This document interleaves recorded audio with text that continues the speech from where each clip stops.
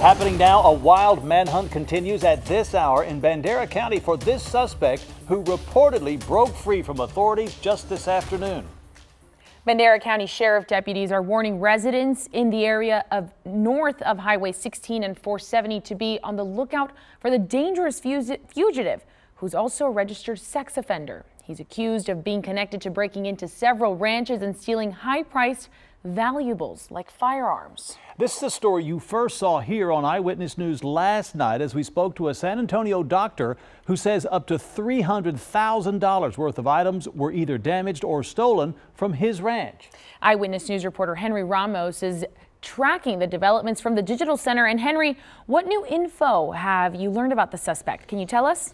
Well, Jeff and Andrea, we've learned that 28-year-old Robert Lynch has a lengthy history of arrest in Bexar County with charges including evading arrest, theft, and sexual assault. Deputies say Lynch slipped out of his handcuffs and somehow jumped out of the unit this afternoon. Well, the doctor I spoke with says his ranch is one of 4 that he believes Lynch hit up in Bandera County. We opened the door, we smelled some tobacco, and nobody smokes in our house. Dr. Salih Jafar did not get the most welcoming feeling when he strolled into his ranch over the weekend. And we found a cigar, half of it burned, sitting in the kitchen. So the guy was smoking a cigar, apparently was not in a hurry. According to Jafar, a brazen thief who Bandera County Sheriff deputies believe is Robert Lynch stole thousands of dollars worth of firearms and took off in the doctor's Hummer, which was later found crashed at another ranch. Very angry. This never happened, not in Bandera.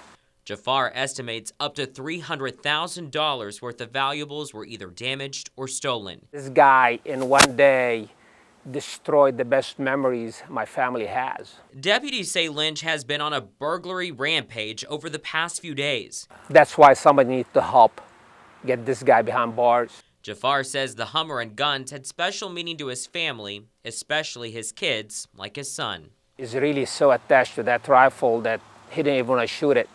Left it in a box, and that was one of the main guns they took. It's really the sentimental value of things, not the price. And happening now, a DPS helicopter is in the area helping with the search.